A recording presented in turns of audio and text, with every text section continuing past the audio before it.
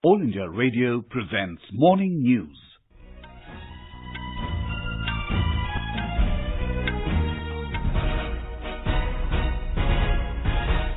Good morning, I'm Sanjay Mattu. The headlines.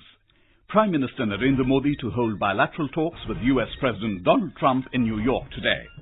Prime Minister calls for comprehensive approach to avert climate crisis, says India spending $50 billion in the next 5 years for judicious use of water. Home Minister Amit Shah says 2021 census will be a digital exercise. Family pension for central government employee dying within 7 years of service hiked from 30 to 50%. And in cricket, Indian women to take on South Africa in first game of 5-match T20 series at Surat this evening. Prime Minister Narendra Modi will hold bilateral talks with US President Donald Trump in New York today. Addressing the media, External Affairs Ministry spokesman Ravish Kumar said the two leaders are expected to discuss a broad gamut of bilateral relations. हर बार जब भी meeting हुई उसके बाद जो briefing हुई है focus primarily bilateral relationship पे रहता है। यूएस के साथ हमारी जब बात होती है तो रीजनल ग्लोबल सिचुएशन भी डिस्कस होता है, बट कौन कितना डिस्कस होगा वो फ्लो ऑफ कन्वर्सेशन के साथ हमें देखना पड़ेगा। Our correspondent covering the event has filed this report. All eyes are on the Prime Minister's meeting with US President Donald Trump at UN headquarters after the grand success of Howdy Modi event at Houston. This will be the third time the Prime Minister will be meeting President Trump over the past 3 days. First, Howdy Modi mega event in Houston, where the world saw Prime Minister Modi and US President Trump endorsing each other. Both the leaders lauded the Indian-American community and the world saw a new chemistry in the meeting. Then at the UN Climate Summit in New York, President Trump dropped in just to listen to Prime Minister's speech. It is worthwhile to mention that the two leaders have also met earlier this year at G7 Summit in France and Eastern Economic Forum in Russia. With Atul Tiwari, Saubhagyakar, New York. The Prime Minister held a series of bilateral meetings on the sidelines of the UN General Assembly UNGA session in New York.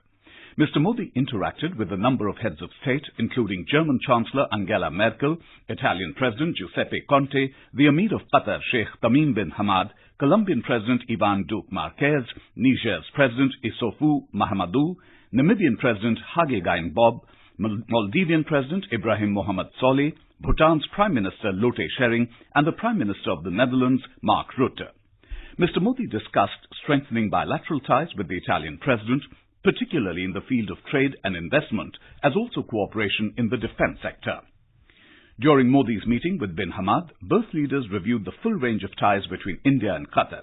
Giving details about the discussion, Ravish Kumar said, with the Emir of Qatar, there have been regular exchanges of visits taking place between the two countries. Amir expressed his gratitude to the Indian diaspora for their role in supporting the economy of the country. Some discussion also took place on the cooperation in counter-terrorism against the backdrop of the situation in the region. With the Maldivian President, Mr. Modi discussed progress on development partnership and cooperation in climate change. Later in the day, Mr. Modi will attend the Indo-Pacific Islands Leaders Meeting. He'll gift the Gandhi Solar Park to the UN.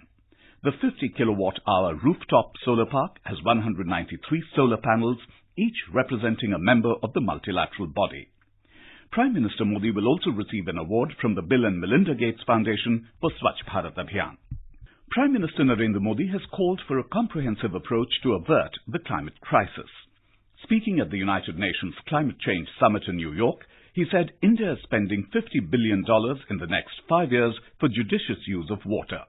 हमने water conservation, rain water harvesting और water resource development के लिए mission जल जीवन शुरू किया है और अगले कुछ वर्षों में इस पर लगभग $50 बिलियन का खर्च करने की हमारी योजना है. The Prime Minister said that India leads by example to prevent catastrophic developments due to climate change. He said more needs to be done to tackle issues related to the worsening of the climate crisis. Mr. Modi added that the time has come to make it a people's movement. In a brief address, the Prime Minister said, need, not greed, has been the guiding principle of India. और इसलिए आज भारत इस विषय पर सिर्फ बात करने नहीं बल्कि एक व्यवहारिक सोच और रोड मैप के साथ आया है. We believe that an ounce of practice is worth more than a ton of preaching. हम भारत में के फ्यूल मिक्स में नॉन फॉसिल फ्यूल की हिस्सेदारी बढ़ा रहे हैं। हम 2022 तक रिन्यूएबल एनर्जी में अपनी कैपेसिटी को 175 गीगावाट तक ले जा रहे हैं और आगे हम इसे 450 गीगावाट तक ले जाने के लिए प्रतिबद्ध है। Mr. Modi informed the world leaders that India has banned the use of single-use plastic and urged the global community to do the same. Coalition for disaster resistance infrastructure की शुरुआत कर रहा है। मैं सभी मेंबर स्टेट्स को इससे जुड़ने के लिए आमंत्रित करता हूं। इस साल भारत के स्वतंत्रता दिवस 15 अगस्त को हमने सिंगल यूज प्लास्टिक से मुक्ति के लिए जन आंदोलन का आह्वान किया है। मैं आशा करता हूं कि इससे वैश्विक स्तर पर सिंगल यूज प्लास्टिक के खिलाफ जागरूकता और बढ़ेगी। मुझे आपको बताते हुए प्रसन्नता है कि यूएन की इस इमारत में हम भारत द्वारा लगाए गए सोलर पैनल्स का उद्घाटन करेंगे। Prime Minister Modi said India has made significant progress in renewable energy options in keeping with its commitments. He narrated how the government has provided clean cooking gas connections to 150 million families and talked about India's Jal Jeevan mission for water resource development. A notable surprise during the Prime Minister's speech was the presence of US President Donald Trump, who was not expected to be there.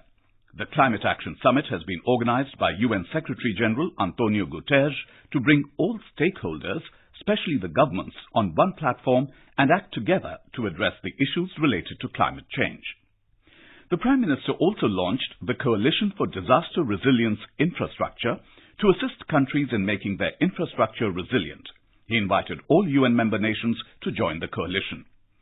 After the climate meet, the Prime Minister spoke at the United Nations General Assembly high-level meeting on health coverage. The meeting, titled Universal Health Coverage, Moving Together to Build a Healthier World, brought together heads of state, political and health leaders, policymakers and universal health coverage champions to advocate health for all. It is aimed at garnering financial and political commitments from countries and sustaining health investments. Mr. Modi highlighted the bold steps taken by India to achieve universal health coverage. He said that health does not simply mean freedom from diseases. He said a healthy life is every person's right and the onus is on the government to ensure this. Union Home Minister Amit Shah has said that the process of a pen-paper census will be transformed to a digital census in the upcoming census exercise by using the latest technology. Addressing a gathering after laying the foundation stone of the Jan Ganana Bhavan in New Delhi, Mr. Shah said the nationwide exercise will be carried out in major Indian languages and at a cost of 12,000 crore rupees. Talking about the use of latest technological developments during the Census 2021 process, Mr. Shah said this step is a revolutionary initiative. He said in this process, people will be able to upload the details of self and family on the newly developed mobile app themselves. The family of a government servant who dies within 7 years of joining service will now be eligible for family pension at an enhanced rate of 50% of the last pay drawn for a period of 10 years. Earlier, for a government servant who had rendered service of less than 7 years before his death, the rate of family pension was 30%. According to an official release, the government amended Rule 54 of the Central Civil Services Pension Rules 1972 by a notification on the 19th of this month, after it felt that the need for family pension at enhanced rate is more in the case of a government servant who dies early in his career. The amendment will be effective from the 1st of next month. However, the families of government servants who died before completion of service of 7 years within 10 years before the 1st of October 2019 will also be eligible for family pension at the enhanced rates with effect from the 1st of October. The Enforcement Directorate has filed an application in Mumbai's Special Court to declare controversial Islamic preacher Zakir Naik as a fugitive economic offender. Naik is facing money laundering charges to the tune of 193 crore rupees. The ED's plea is likely to come up for hearing on the 30th of this month. Last week, the PMLA court had issued a fresh, non-bailable warrant against Naik. The radical television preacher left India in 2016 and subsequently moved to Malaysia, where he was granted permanent residency. He's also facing charges under the Unlawful Activities Prevention Act for inciting extremism through hate speeches. In Bihar, the Muzaffarpur District Administration has launched several drives for nutritional, sanitation needs and medical facilities for acute encephalitis syndrome AES affected blocks. 5 blocks of the district, Mushari, Bochanan, Motipur, Kanti and Meenapur, are said to be the epicenter of AES. On to sports news now. In cricket, Indian women will take on South Africa in the first game of the 5-match T20 series at Surat today. The match will begin at 7 p.m. The Indian side will be led by Harmanpreet Kaur. Other members of the team include opener Smriti Mandhana, pacer Shikha Pandey and Pooja Vastrakar, and leg spinner Poonam Yadav, who bagged the Arjuna Award this year. For South Africa, all-rounder Sune Loose will captain both the T20 and ODI sides during their India tour. All India Radio will broadcast a live commentary of the T20 match alternately in Hindi and English from 6:50 p.m. It can be heard on the FM Rainbow network and additional frequencies. The Korea Open badminton tournament begins today at Incheon. World champion PV Sindhu will resume her quest for a BWF World Tour title this season at the event. She'll face USA's Baiwen Zhang in a tricky opener. The 8th-seeded Saina Nehwal will open her campaign against Korean Kim Ga-eun. And now for a look at today's newspapers, it's over to Sunil Verma. Thank you, Sanjay. Prime Minister Narendra Modi's address at the UN climate meet dominates newspaper headlines today. At UN, Modi vows to more than double India's green fuel target, reports the Asian Age. The Pioneer highlights high alert as 500 ultras trying to sneak into India. Army chief warns spark of unprecedented action. In a related story, the Tribune cites intelligence inputs to report 60 militants infiltrate into J&K, alert sounded. Taking note of Union Home Minister Amit Shah's comments on the possibility of a single multi-purpose identity card, the Hindu writes, Shah moots one card for all utilities.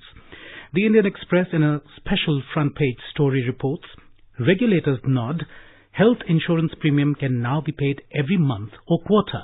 And finally, the Hindu informs sign language dictionary gets 4,000 new words. Category of agriculture being considered for the first time, say officials. With that, it's back to you, Sanjay. Thank you, Sunil. And now, before we end the bulletin, the headlines once again. Prime Minister Narendra Modi to hold bilateral talks with US President Donald Trump in New York today. Prime Minister calls for comprehensive approach to avert climate crisis, says India spending $50 billion in the next 5 years on judicious use of water.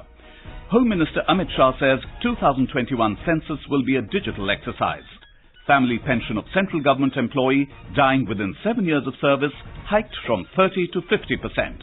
And in cricket, Indian women to take on South Africa in first game of 5-match T20 series at Surat this evening. And with that, we end the morning news. Have a nice day.